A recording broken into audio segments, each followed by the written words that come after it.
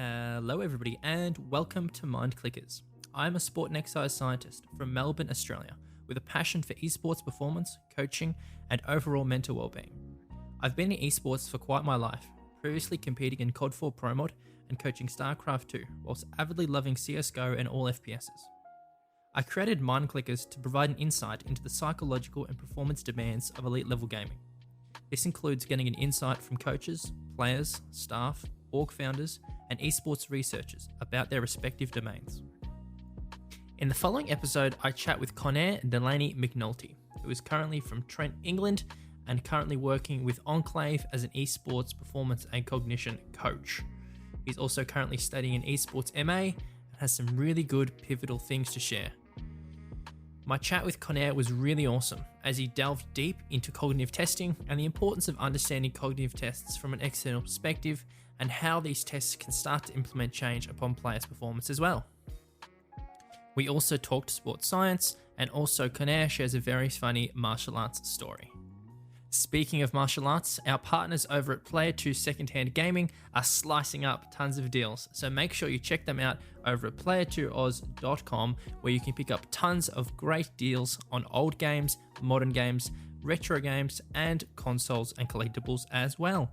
And as listeners of Mind Clickers, use code MIND10 for 10% off. Hello, everybody, and welcome back to Season 2, Episode 8 of Mind Clickers, where it's time to click both heads in 2021. I'm joined here today with Connaire Delaney Mcnulty, who is a freelance performance esports coach with a focus on cognition and performance, currently working with Enclave from the UKLC. He also has a first-class degree in sports performance, with the majority of his third-year work focused within esports, and currently studying an esports MA at the moment. How are you going today, mate? Oh, not too bad. It's been a long one, but all the better. More time to do stuff, right? Yeah, for sure. I'm glad we got the opportunity to catch up. I know we've been talking about it for a little while. Just hard with the time difference and everything to really solidify and book it in. But I'm glad you're on board, mate. You too. It should be a great opportunity. I've been listening to some of your podcasts. They are really insightful. So more than happy to be the next one. Yeah, I'm sure we're going to tick some boxes today and share some really good stuff with the guys listening as well. So I guess we'll start it off as we usually do, with just a bit of an introduction about yourself, study history, and then a little bit of previous experience in esports. Yeah, of course. So you introduced it really nicely. So yeah, I am working at the moment with Enclave in the UKLC as their main performance coach. I'm with their second split. So I did summer last year, doing the spring split with them this year as well. And let's see, hopefully beyond that. And then my background, like you said, sports performance bachelor's degree. Came out quite good with that. So a lot of that is obviously traditional sports work, but I created a focus in my third year of looking at esports, and it was a lot of transferring sports principles, periodization, nutrition into the esports world, which my tutors were intrigued about, and they let me focus in this area, which is lovely of them. And then since then, because I took a year out before coming on to the Masters, needed a rest, didn't want to burn myself out. I was head coaching for some amateur Overwatch teams. So I was playing that through uni, went into coaching afterwards. Nothing too extravagant, up to a 4K level, so low GM, high Masters. Really interesting experience coaching 3 teams at the same time. Dang. So yeah, a little bit busy with that, but it was really fun, really nice to see how people progressed and some good amateur tournament results, which was really lovely to see. And I actually got to hop in with one of the teams and play with them for one of that, and we went 10-0 undefeated that day. So can't say it was bad. And then from there, I've started to help out on side projects with a tournament house and production company called PKG, or Project Gap, from the UK, just kind of helping on their directory board and direct some of the ideas and make everything flow smoothly. Yep. But from that, yeah, currently working with Enclave as their performance coach, a lot of work in League, which I wasn't very experienced at. Well, I had no experience coming into it. But with the performance side of things, you need to understand the mechanics of the game. You don't need to know how to play it, which has done me wonders. So you mentioned you did a little bit, obviously, throughout your bachelor's with in traditional sports, and then you transitioned into esports. What made that you feel like you're going to go into that transition? Was that you previously were, quite a gamer? How did you come about that kind of, I want to go down the esports route now?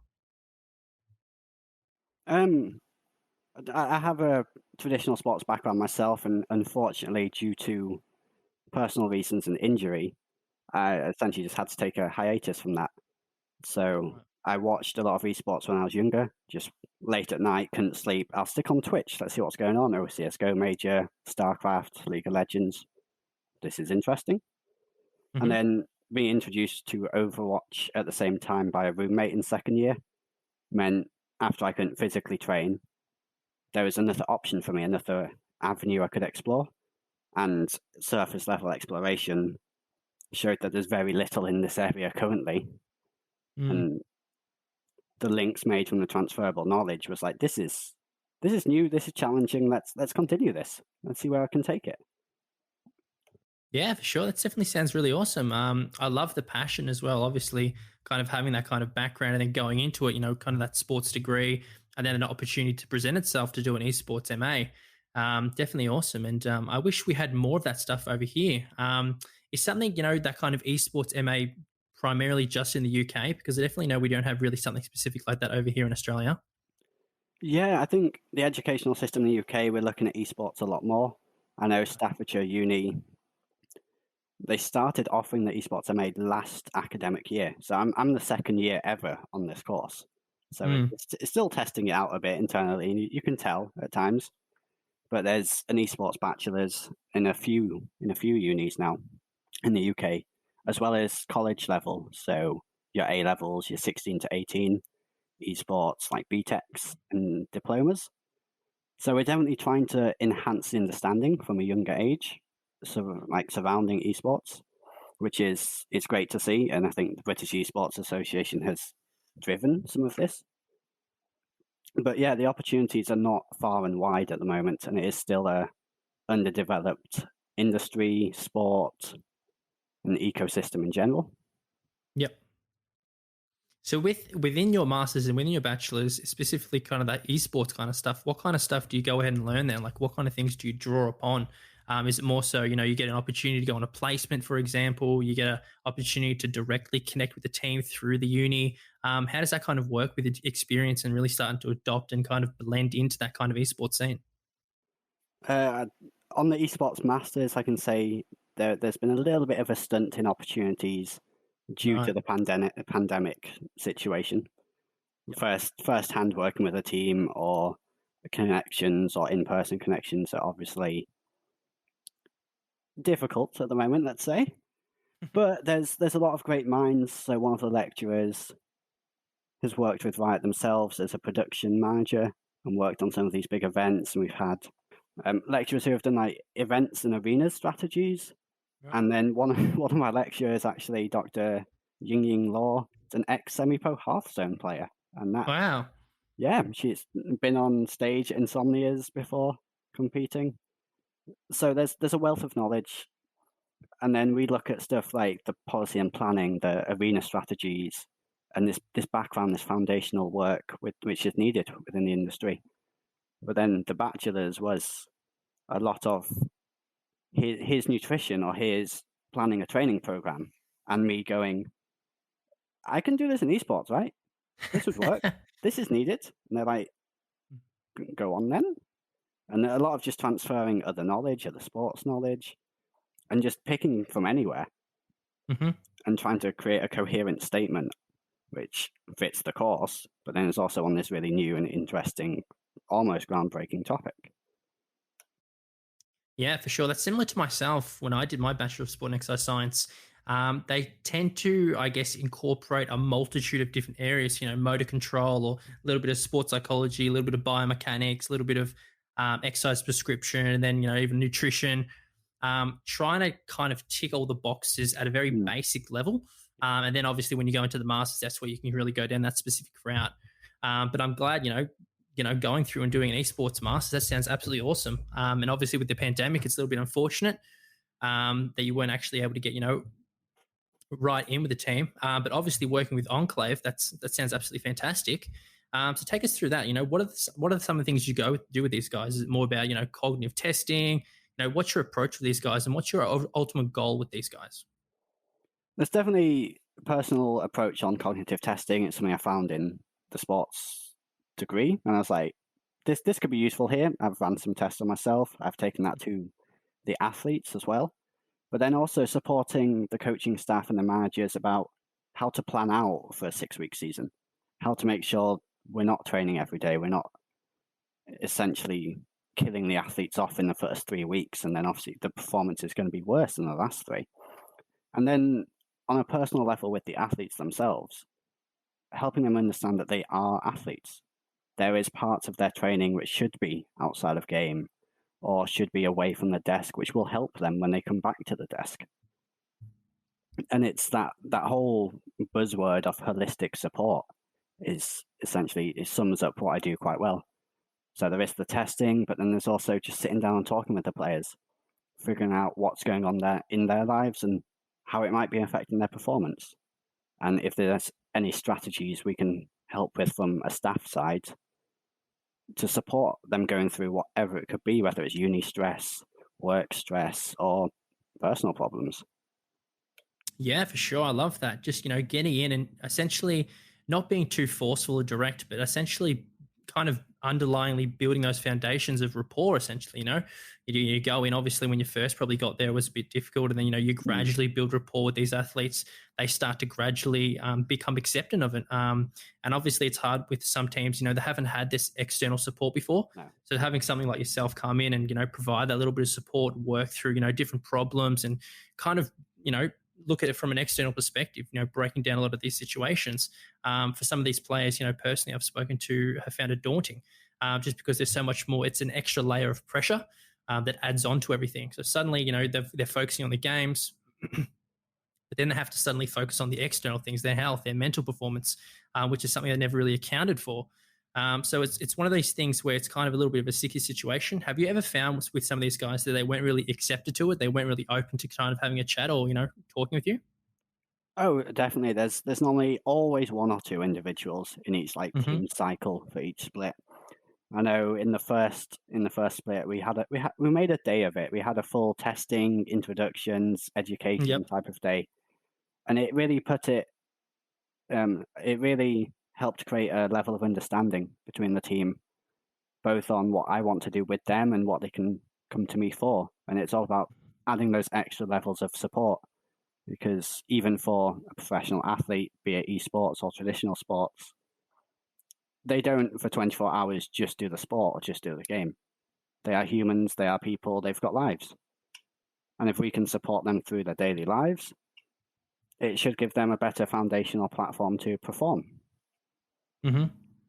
Yeah, I think it comes back to that age-old question, which I always kind of ask myself. Some of these players have got to the stage where they're at because of their skills, and why would they change anything? Why would they introduce anything? And it's always taking a step back. How we can suddenly smallly, holistically improve their quality of life, and whether it be providing a little bit of support, whether it be helping out on the side, whether it be having a chat with them after the game, seeing how did you feel, how did you feel in those kind of different situations, and really building that rapport with them. I think it's definitely crucial, and I think it's definitely in a positive step direction for esports. Definitely, yeah. And there's more of a focus on it now, which is amazing. Like the UKLC and Enclave, it's not a top tier competition. It's not a top tier team, but they're still reaching out for these strategies to support their players. And after that first split in summer, a couple of players I get on quite well with, talk to them after the split a bit, and they're like, we don't care about the results. Yeah, we didn't do so hot, blah, blah, blah. But you guys ran stuff quite well. There was always support, there's always something in place, and that's amazing to hear. And the guys at Enclave, the management, have done a great job to support that beyond what I could do alone.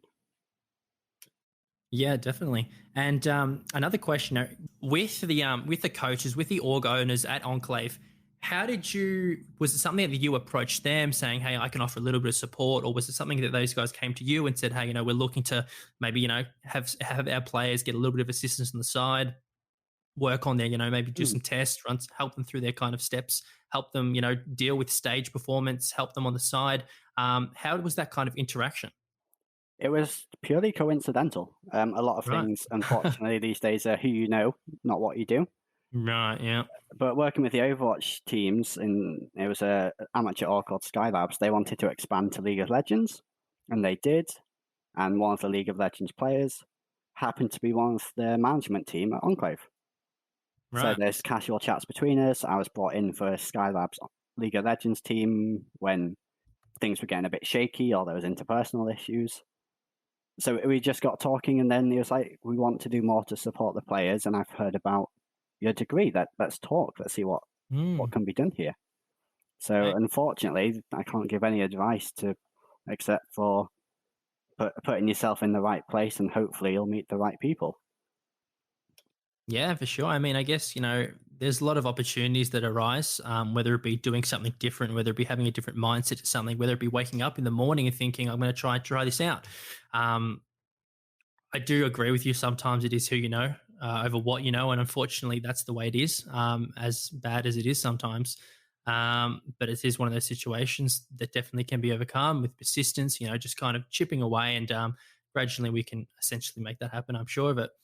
So tell us, what are the things you go through with these guys? So obviously, from a performance and testing kind of perspective, is it more so, running some cognitive tests pre-season and then kind of doing the post-season as well and showing the coach, hey, we tested reaction speed, we tested reaction speed at the end, they've improved drastically, even though they lost or even though they didn't perform well in the tournament, they're gradually chipping away at their own, psychological skills and, as such. Almost, yeah. It's that sort of approach. So the first thing I always like to make sure is they know what they're doing and why they're doing it. Hmm. So it started with an introductory session where I broke down some of the concepts of my past work and the things I've picked up on myself, which led into then a batch of cognitive tests pre-season. And these are, again, just to assess key performance indicators or determinants from the game. Right. So I can break down these tests, but there's a few other things we did that day. So we went through the testing battery. It's quite a fun experience. And one thing I like to make sure is I will never ask an athlete to do something I either haven't done myself or I thoroughly know how it can support them. So this testing battery I did on myself in uni. I ran repeated trials on myself. So I did the entire battery 3 times in one day, which I would not advise to anyone. That was a very long 5 hours. That was, Dang. yeah, not, you don't need to do the test 3 times in one day. Once is enough. Yeah. So I had the experience. I could coach them through it effectively, let them know what's going to happen, how it will run. Hmm. And then we did a bit of a close off section going, here's some basic nutritional principles I've looked into before. Here's some other things I can support with. I can create training plans, so physical training plans around your needs and your requirements, and also plan these out in a way which won't negatively affect the performance. So let's not have a heavy arm and shoulder day the day before competition, because that's going to be stiff trying to aim after that. And then for the cognitive tests themselves, I've stuck to validated scientific tests. So there's no AIM labs, no Kovacs involved, especially for a Perfect. MOBA. It's a little bit different to an FPS. But I ran 5 cognitive tests. So a visual search task by Motta et al. 2008. So it's how well you can find something on a screen. Very important in League to Right. ascertain, did you see someone on your ward across the map? Hmm. Did someone come out of jungle? If so, who was it? Which way were they going? Did you see a flash in Definitely. the corner of your screen mid-fight? Very useful skill. Next was a psychomotor vigilance test by Thomman et al. 2014. That's just a fancy term for reaction time. So they were just pressing spacebar at a stimuli for about 10 minutes. So it's just random stimuli, press spacebar.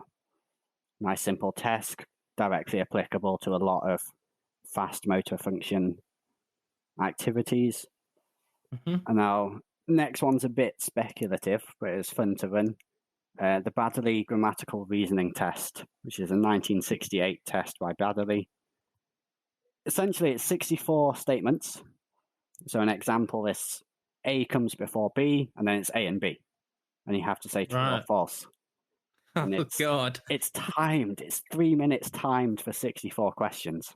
Jeez. So it's quite intensive, but it's short, which is the lovely thing. You know it's over with very soon.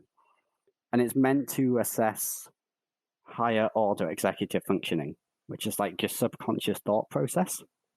Mm-hmm. So you could infer, and this is quite a speculative inference, someone better at this might be better at thinking macro and late game and thinking about the game from a new perspective. Right. And then next was a 4-choice reaction time task. Very simple. 1 of 4 options would light up on a screen. Just click the corresponding key. It's just a reaction time test with a little bit more depth to it. And translating that into League itself, it's what ability do you use in a certain situation? Do you try and flash? Do you try and CC someone? Do you try and get out? Do you try and engage? And how quickly you can respond? And then last was the Santa Barbara Solids by Cohen and Haggerty, 2012. And this is all about like perception, so how you perceive a task or a situation. So you are given a shape and then a cross-section of that shape and which cross-section matched up with that shape. So there's 2 things I looked at here, just how many times they got it correct, so whether they can think about things in a new light, and then also how long it took them. So we're looking at, I think, first trials for some individuals, the average was like 20 seconds. Dang. And within 3 weeks of training interventions, it dropped to about 11 seconds with a similar or better accuracy. Wow. Which you can't fault an athlete for that. That's amazing. Couldn't expect results of that difference in such a short time, which is really nice. Dang. And so do you make all the athletes of the team go through this process as well?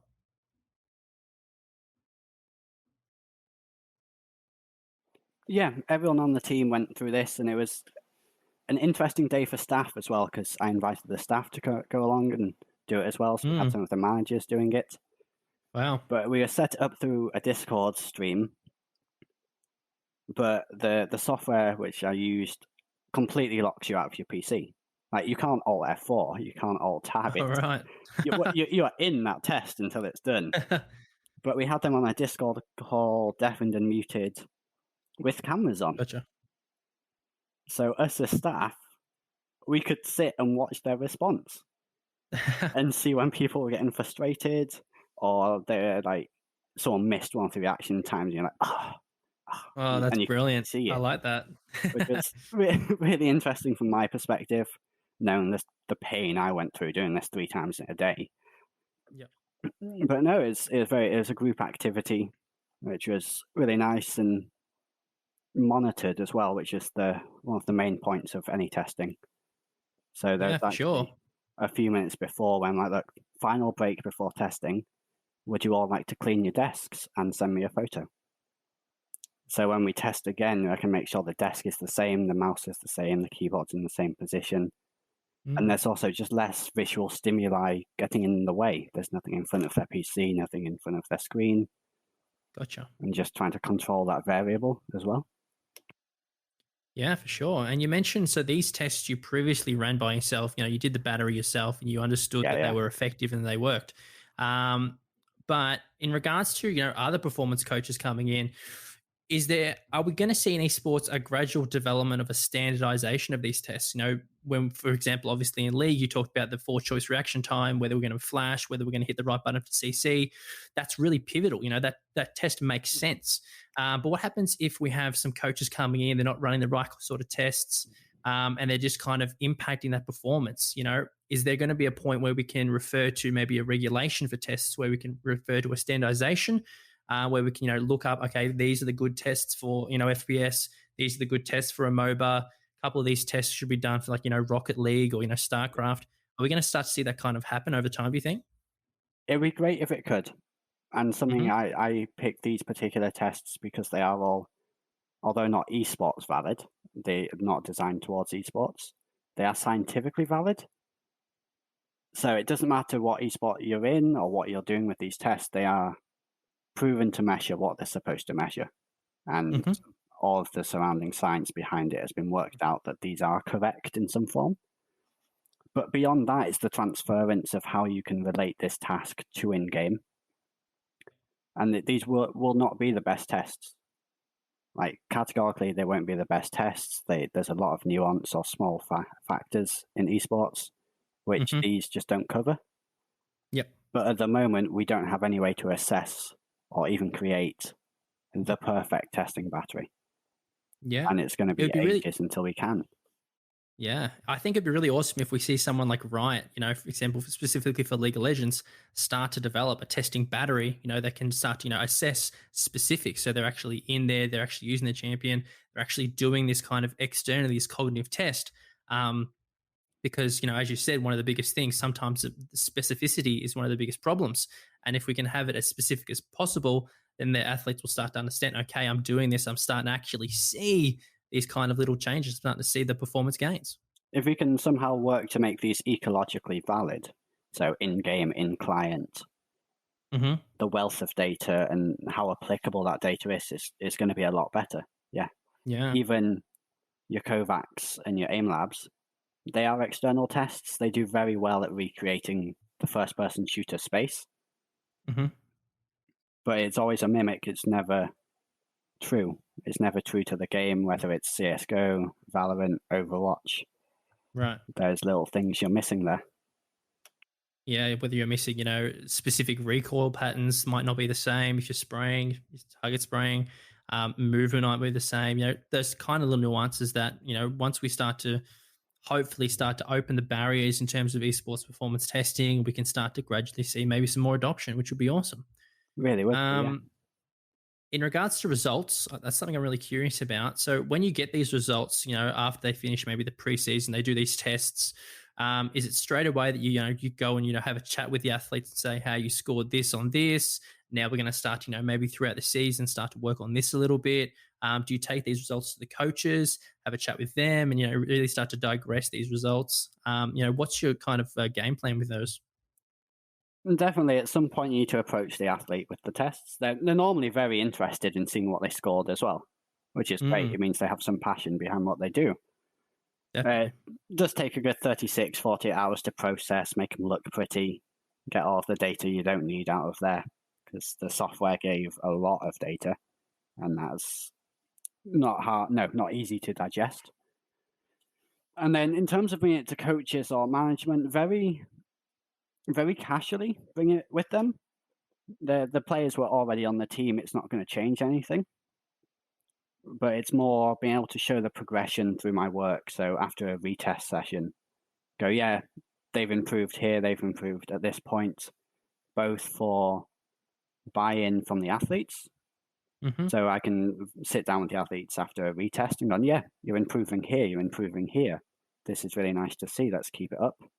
And then, especially because of how new the performance role is within a lot of esports, being able to get the buy-in from the managers and go, yeah, this is what I'm doing with the guys. Look at this.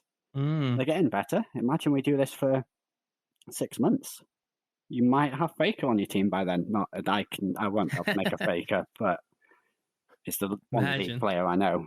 I'm going to drop that reference. And how do you account for those external variables?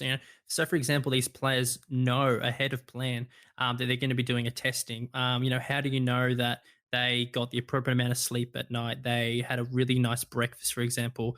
They didn't just take down a monster quickly before doing one of the tests. Dare I say it, caffeine? How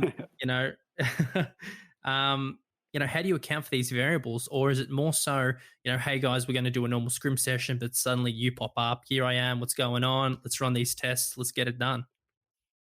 It's always advertised on the schedule as a performance session. So the first one, right. they were quite blind to what was going to happen. The second one, so the retest, they've put it together by then. They know what that means. But for both of those days, ensuring the desk is clean and tidy with photo evidence means I can help control the environment. But they all went through, and I made sure there was essentially a pre-screening questionnaire. So before they even took the tests, a little 5 minutes, which looked at how much sleep they got, what they've eaten, if they have had any caffeine. Yep. And essentially, if they hadn't had enough sleep, it would have been an immediate, we don't do that today. We'll come back tomorrow and we'll do it tomorrow. And then I can compare through these pre-screening questionnaires whether there was any major differences which might impact test 1 compared to test 2. Yep. But yeah, controlling the variables is massively important with any testing, and especially finite testing where you're trying to actively compare pre and post. So I think if they had less than 7 hours sleep, I would have told them to leave. Like, yeah, cool. Yep. No skin off their back, no pressure because of it either, because life happens. It could have been for really personal reasons. They couldn't get the sleep. So no added stress or no added pressure because of any of those factors. And then if they hadn't had breakfast, I'd be like, go eat breakfast tomorrow, and then we'll do it. Don't worry. I guess it is one of those kind of case factors in regards to not really reliability or validity, because obviously the tests are reliable and they're valid, but kind of controlling those external factors that aren't directly in your control. It's definitely hard to do. And yeah, big vouch for you, man. I really approve of what you're doing. Yeah, it was really interesting because this is actively one of the pieces I did in my undergrad, hence doing the tests on myself. So it wasn't even my dissertation, but I wanted to make sure when I did them on myself, the results were accurate results. And that meant, yeah, making sure each day was the same, my food intake was pretty much the same, and just following scientific principles throughout. Yeah, for sure. When I did a little bit of esports performance coaching with StarCraft a little while ago, definitely that kind of 4-choice reaction time was crucial. Just because in StarCraft, you want to be making sure you're hitting the key bindings because the intensity is so there. Every second is crucial in terms of micro and macro and how fast we can do something. Usually in regards to APM, actions per minute. In a game of StarCraft, it can easily get upwards of 300, 350, especially at the Grandmaster Master level. And if you're doing that many actions per minute, one of the things is there going to be a speed accuracy trade-off? And obviously at that kind of level, you want to be accurate because you want to be hitting the right bindings. You want to be making sure you're moving your units properly. You want to be making sure you're ticking those boxes in regards to performing well. Oh yeah, definitely. I remember watching StarCraft years ago. And when a Zerg player spiked to 600 APM, you're like, whoa, okay. What are they doing? Yeah. They've taken their hand off their mouse at that point. Now, in regards to esports performance and esports performance characteristics, how would you define a good esports performance player? What kind of tasks or traits would we kind of put in, kind of stack in the mixing bowl to make sure that an esports performance player is kind of ticking the boxes for what they need to do? I don't know. Actually, I don't know.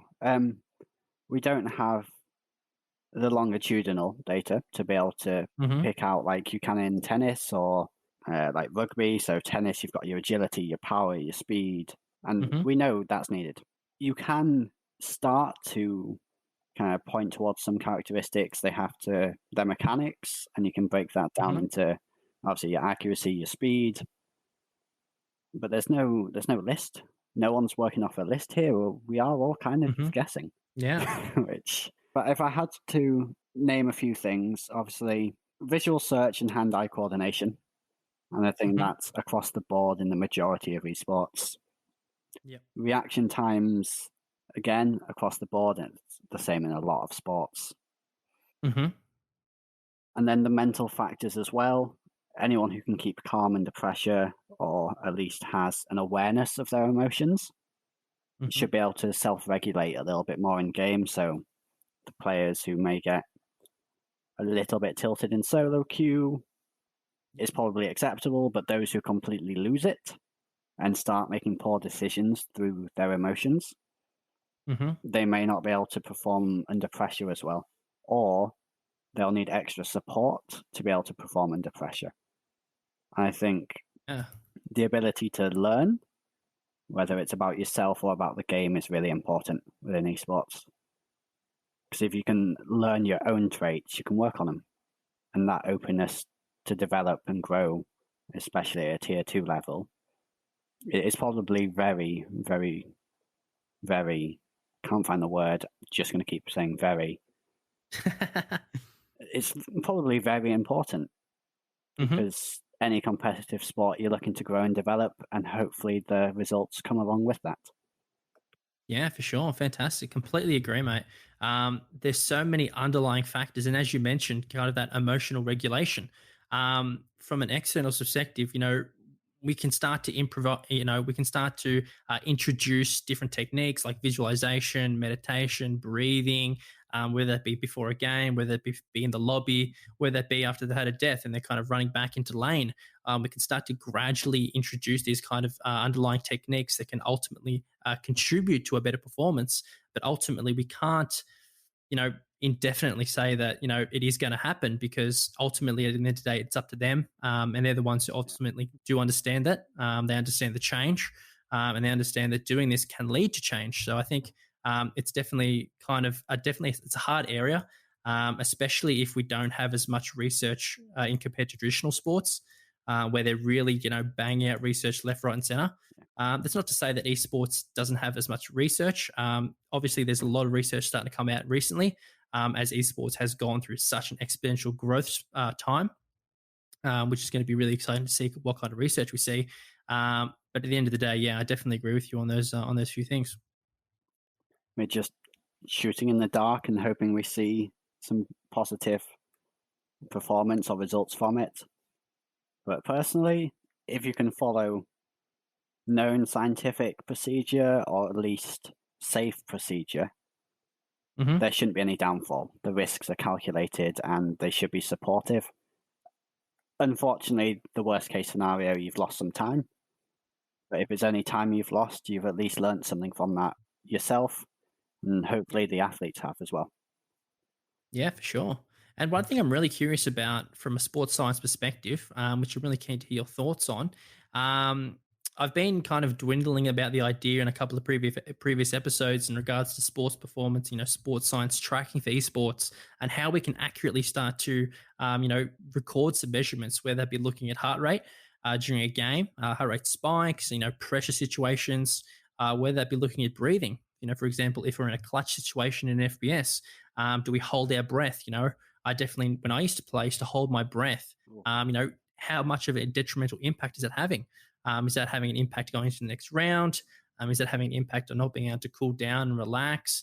And even eye tracking, for example, there's a lot of eye tracking tech that's starting to come out, that can really start to help, obviously, with that kind of visual search acquisition you were talking about earlier. It also starts to kind of link in nicely. So what are your thoughts on that kind of scene and how we can progress and start to kind of introduce it into esports? Data is always important. Like, we have loads of data in clients. Normally you can go like damage stats, you can track gold per minute, so much you can track, but we know quite little about the individual stat behind the screen, the one actually doing this. So there needs to be more development so we can understand it. And understanding, obviously, heart rate response in pressure situations, we could hypothesize that the more stressed an athlete is due to a situation, the higher the heart rate will be. But regulating the performance impact on that, it could be important just to develop, if we need to work on the heart strength of an individual so they can perform better. But it's going to be, I think, years of trial and error to figure out what is actually viable and important in esports performance. Because we don't have particularly similar tasks in everyday life with heaps of research about them. So we're at a point where we can track all of this data, and we have to start tracking all of this data just to see which data is even worth tracking in the first place. So that definitely, and it's also a question of who's going to get tracked. If you're going to be tracking the top tier, top tier ones, Cloud9, Fnatic, G2, are they going to be on board with this? Are we going to have to look to do kind of that semi-pro leagues? And obviously, if you're tracking those big kind of the big titans of the sport, is that going to be detrimental to their performance? They're going to start to perform differently. Obviously, you want to, for obvious reasons, you want to track in a tournament setting just to get that right validity. But is that going to have an impact on their performance? And how can we account for that? Implementing this in a way which doesn't affect performance, I think, is going to be one of the trickiest factors. Mm. No matter how you're tracking heart rate, there's going to be an extra monitor the athlete has to wear. Are they comfortable with it? Is it a Definitely. distraction? Is it too tight? Do they notice it 30 minutes into a game all of a sudden and it's all they can focus on? So getting the participants for this in a way which is both ecologically valid and worthwhile for the teams themselves is going to be difficult. Taking it out of a competitive situation, doing it in a quote-unquote research lab will still provide some data and I think some knowledge so we can infer Hmm. what could be happening in the higher stress situations. But it's going to be I think, a long and arduous journey that we are almost 60 years behind sport in creation. So therefore, are we 60 years behind sport in research? We have a lot of Mm. time to catch up, and the prize pools are just they're just getting bigger. So we've not missed the days where esports athletes are easily accessible, half the time on their hands, and there's nothing to lose.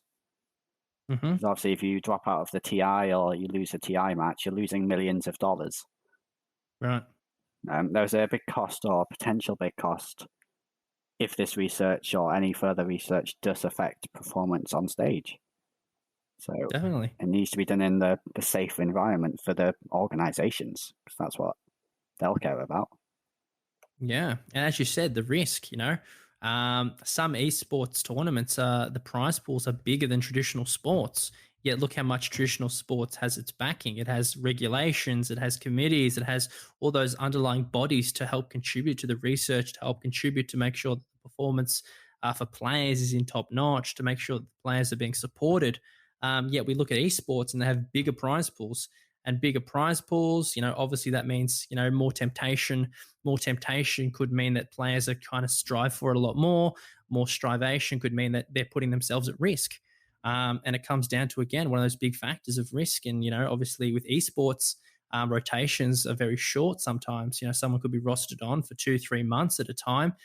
They could suddenly do their wrist and that's it. And I guess it is one of those things where we need to try and see how we can accurately and sufficiently support the players to ensure longevity for performance as well, because it's one of those factors where there's a lot of money at stake. And also, again, in marketing, there's so much money gone towards marketing, but how much is going towards research? It's definitely an interesting question. And yeah, sadly, that one that I can't really tick all the boxes to. No, I'm sure a fraction, if not, well, if nothing, is going towards research.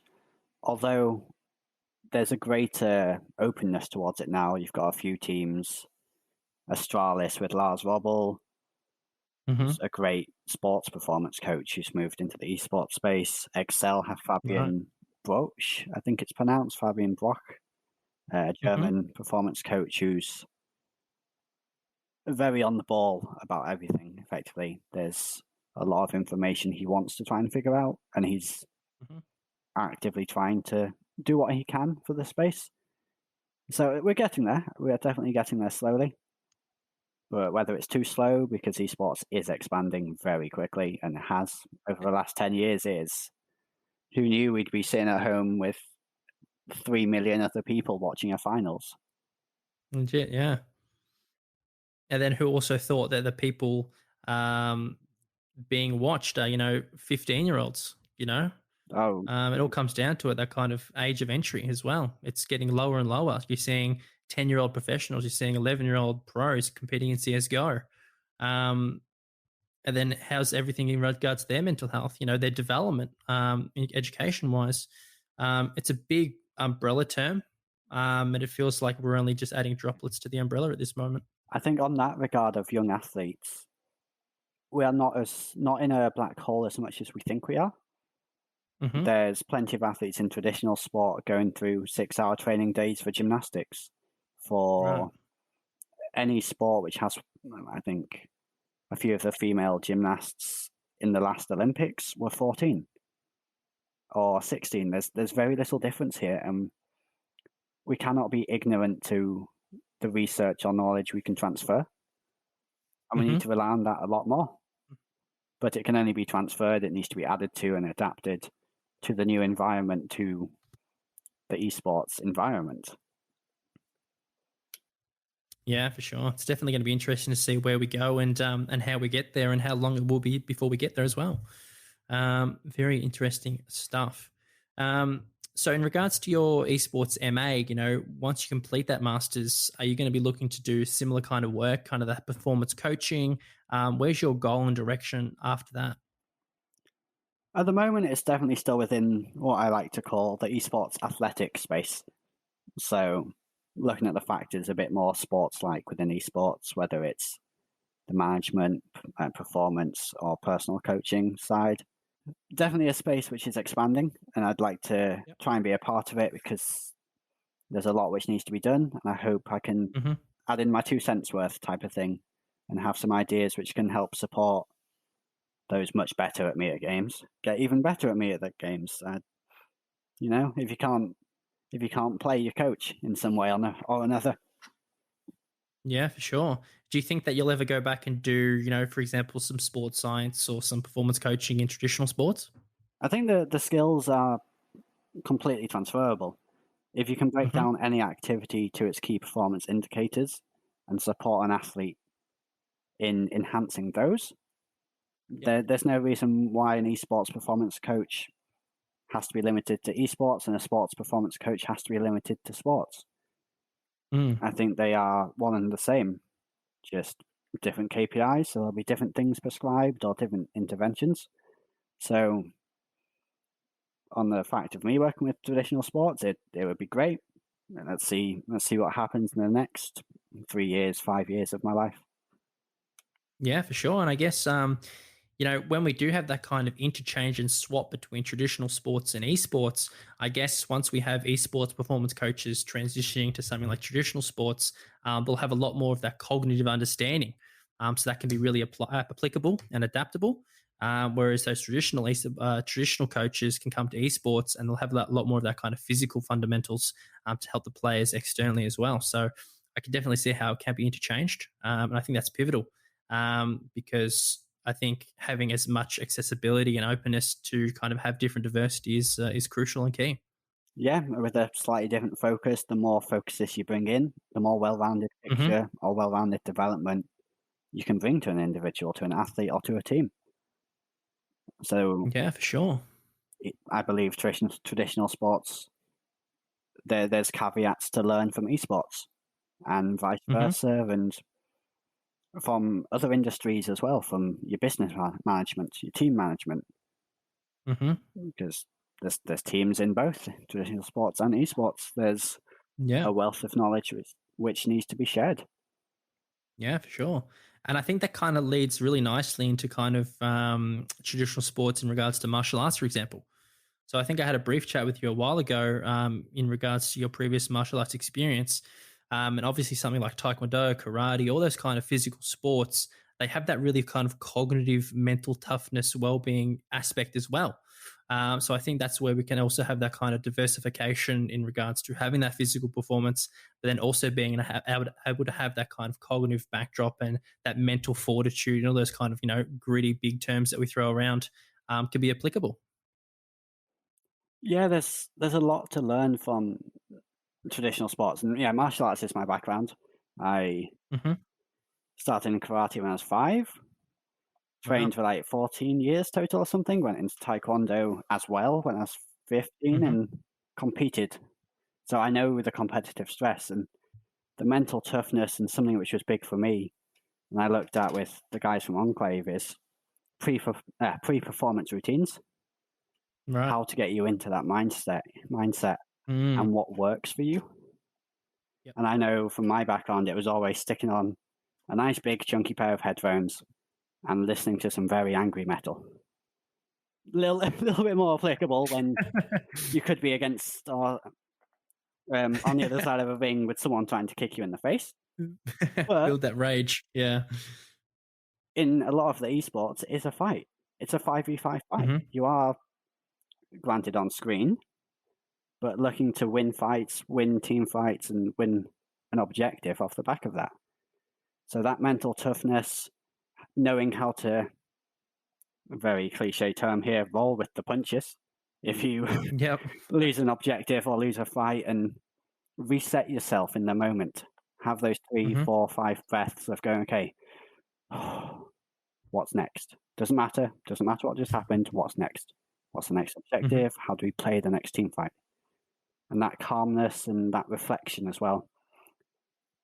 So training in martial arts, end of each session was a minute sit down, eyes closed reflection. It's completely personal, and just having that slight moment to actually think of the last hour, the last 2 hours. What have you learned? What have you progressed? What have you developed? What's next? Is a really, it's a very probably surface level meditation, but it's still needed to reset the body and the mind on what you've just done and what's coming up next and what you need to progress on. And I'll give a small funny story here. Alrighty, let's hear it. I'm not gonna doss the name of who it is, but years ago in my competitive phase, I was in a finals for North of England Championships against someone who actually owned an esports org in the UK, and he still does, in a competitive team, and he broke my nose on the mats. Jeez. Yeah, funny story. Although I won the fight, but he broke my nose. And if he does listen to this, he knows who he is. So might have to get you back one day for this. How did he break your nose? Oh, hook kick to the face. Proper head flicks back. I'm like, oh, okay. Oh, what's happening? Cool. Go for the next point, and then I'm like, oh yeah, I'm bleeding. Yeah, this is not okay. Yeah. Give me a sec. I'll be back in half a minute. And just apparently need the medics to come look at me for a second. I'm good. Dang. Yes, because I did Taekwondo as well. But I, similar to you, kind of started doing some sparring around 14, 15. But it wasn't the best because I was partnered with like 22-year-olds, 23-year-olds. The guy's literally physically twice the size of me. Yeah. Twice the like leg reach. And that just really wasn't a pleasurable experience. So I actually stopped quite shortly after that, just because that was kind of traumatic in that sense that going up against that wasn't the best. Yeah, that's a very funny story. Hopefully he does listen and you get a bit of a laugh out of it. Yeah, we ended up accidentally bumping into each other on LinkedIn because we both had esports in our title. And I'm like, I know you, mate. Your face rings a bell. And yeah, he's a cool guy, though. He's a cool guy. He's done well with his team and what he's doing in the UK, and especially with his media content is second to none in the UK scene. Not going to lie, they do a lot. Dang, fantastic. So external to, maybe martial arts, for example, could you see yourself working in any other traditional sports? Oh, possibly. I think for me personally, I'd rather work with an individual. I like that. Right. Support and development on quite a personal level. And having someone who can turn to me with any range of questions and I can go, either I know the answer or give me a day or two and I'll get back to you. Yep. But yeah, it's always had some passion for either the performance sports, so I did also the fancy looking martial arts, the extreme flippy stuff, or the fight sports too, because they are where I've had a lot of fun in the past. Nothing beats the thrill of being kicked in the face, I think. Yeah, for sure. I can definitely kind of relate to that. Being able to kind of interact with someone in a one-on-one setting, it's a lot more. It's a lot different in regards to a group setting when you're addressing a group. It's a different style of approach, different communication approach. It's a different kind of thought process as well. How you're going to execute whatever you're trying to do, whether that be building rapport, whether it be, as you said previously, trying to help someone get in the zone. Because if you try and do that in a group setting, it might not work. You might be trying to say, okay, everyone, we're going to close our eyes now for 2 or 3 minutes. We're going to have some habitual reflection. We're going to have some situational reflection. How did the last session go? But some of those guys might not like it. Some of those guys might be like, I can't do it. I can't focus. But some of the other guys might just flow right down the river and be like, yeah, that was awesome. So it's a very individualistic approach. Definitely where I see myself working as well. Being able to really, promote change in a one-on-one situation is definitely impactful. Yeah, everything needs to be tailored to the individual, and everyone works in so many different ways. It's always interesting to see what works for one individual and what might not for another. Although there is some aspects which it's nice to look at as a team. So we've looked at, with Enclave, basic personalities and personality types on a team level, just so they can get an understanding of each other. Just so they can both understand themselves and they can reflect on what we just ran the Myers-Briggs as a group, essentially. And then they can also look over to their teammate and go, oh yeah, that makes sense. That explains a lot of things. And just, it was used as a team bonding tool and it worked really well. Yeah. And I think personality tests and those kind of different tests can help to develop team culture as well. In regards to, celebration, someone might be, really over the top when they're celebrating, fist bumps all around, or someone's like, yep, back in the zone now. Yeah. Team dynamics is a very interesting one. Have you noticed anything with Enclave that, they have that kind of characteristic style of where everyone's over the top or everyone's kind of low, or, there's a couple of different individuals that are different? We've always had a couple individuals, so it's like one person on the team who's a bit more, I don't want to use the term flamboyant because it is not flamboyant, but they definitely look to put on a show. They want to Right. entertain, and it's quite interesting to see that in their play style as well. And when things go well, it's definitely a show. And there was one match recently, and I'm being very careful not to spill any names. I don't want to drop any names here, but there was could have been a very massive jungle diff, and it was lovely to watch, and you can tell that's that person's character. So with team dynamics as well, it's always been strange with Enclave, and no fault of their own, but through the length of the split, the length of the trials season, it's very hard to get through the 4 stages of group dynamics before the season's actually started. So there can be issues in the first week or 2 which are completely natural for a new team, but that's obviously going to affect their performance. So you kind of put on the emergency situation. Okay, how do we fix this in 3 days? Which at times a little bit challenging. Yep. But it's all about an Enclave at the moment promoting a healthy team environment, and they're doing a really good job at that. I fit in recently. Especially this week, we've had some really nice team activities type of thing. Now, everyone is getting on really well, but we are like mid to late in the split, so hopefully they would be by this time. Yeah, right.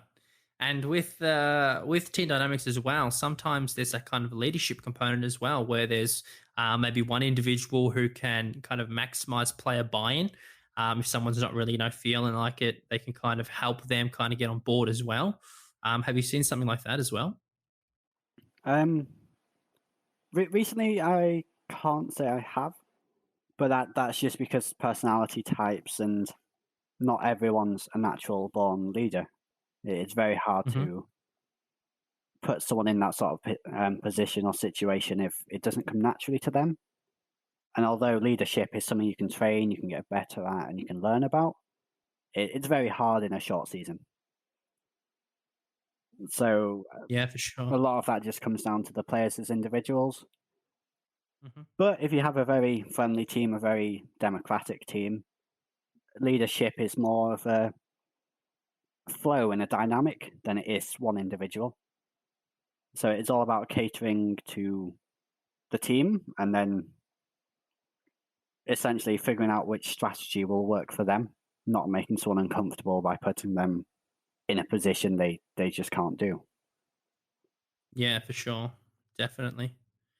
So I think we've actually touched on quite a few characteristic differences throughout this episode. We've touched on kind of that whole kind of cognitive kind of battery in regards to performance testing, why we do that and the importance of it, how we can look at it in regards to maybe preseason, through season, postseason. Um, the importance of having kind of that reliability and validity in regards to external environments, which is something I definitely think a lot of people can take away in regards to before doing a test, making sure. I definitely like that, taking a photo of your kind of desk. I think that's a really good one. Definitely something I didn't think of, but definitely I think I'll start to adopt that now, just so I have a better understanding of their environment. Because one of those biggest things is these guys are playing in their rooms. They're kind of that's their comfort zone, and then suddenly you can take them onto a stage and their environment is completely different. Everything's out of whack, and it may be something they're not really comfortable with. So it'll be really interesting to see whether we can start to gradually change environments and start to build up that kind of understanding that we're in a different environment now. The crowd's there, the lights are there. There's a lot more things, but at the end of the day, we still have to perform the same as if we're in our own room, which is going to be interesting as well to see. And then a little bit about martial arts, which I love as well, because I definitely think we can both relate to it, which is awesome. Yeah, it's interesting. I found a lot of people who've ended up in esports who have a martial arts background. I think there's like 5 I know now, and it's just one of those strange coincidences, I think. Or there's some underlying factor here, and it'd be great. I think maybe you ticked the box before when you said it's like an individual sport, because it's essentially you versus them. We're in the same as esports. It's a similar sort of thing. Definitely from myself, when I was doing Taekwondo, I was playing StarCraft at the same time. So it was kind of essentially me versus the enemy in Taekwondo, me versus the enemy in StarCraft, and it was a one-man army essentially. Oh yeah. So I think that could have an interesting component. Yeah, it's just a technological interfaced fight sport. That's a very strange way to describe esports, but I might vibe with that for a bit now. Yeah, for sure.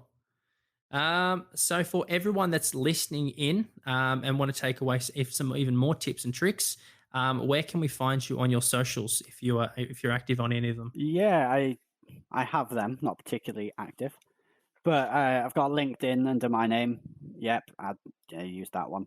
Then I also have Twitter under at Coach Concentric. So Concentric was my initial BattleNet name when I started up on Overwatch. And I'll drop in, I might be needing semi-pro and pro players for my master's thesis. So if anyone's listening who is within that group, feel free to drop me a message once I've got my ethics approved. Hopefully I can start that, but I'll need a few esports players. Beyond that, I do have a Discord, but you'll also find me in the G-Science Discord a lot. So G-Science on Twitter should have a link there as well. Yep, fantastic. I definitely I can think of a few players off the bat who might be listening, who might be interested in that. So I definitely think we'll keep in contact in regards to that. And maybe they can help to contribute to some awesome future esports research. That would be amazing if anyone is. So thank you for the opportunity to get that message out there too. Finding participants is always tricky. Yeah. Anyway, it's been absolutely a pleasure having you on, mate. Definitely really interesting to kind of dig deep and get that kind of understanding of why we do some tests and how we do the testing as well, and the importance of these tests that they have in regards to esports player performance as well. So I really appreciate you jumping on and taking the time. Obviously, a little bit of a time difference, but I'm really glad we managed to work it out in the end. Yeah, it's been a pleasure, really. And yeah, good morning to you. It's morning here as well now. Yep, good night to you, mate. And thank you very much for tuning in once again to an episode of Mind Clickers, where this is your host, Lachlan. It was really awesome having a chat with Connaire, digging deep into really exposing some of those cognitive tests and the importance of them as well, especially within esports, as a lot of these players can benefit from them, especially when we start to look at pre-season compared to post-season and really start to understand the values and that meaningful impact that they have. And as always, make sure to check out our sponsor, Player2 Secondhand Gaming. Make sure you head over to www.player2oz.com and use code MIND10 for a whole 10% off your entire order. They've got something for every gamer.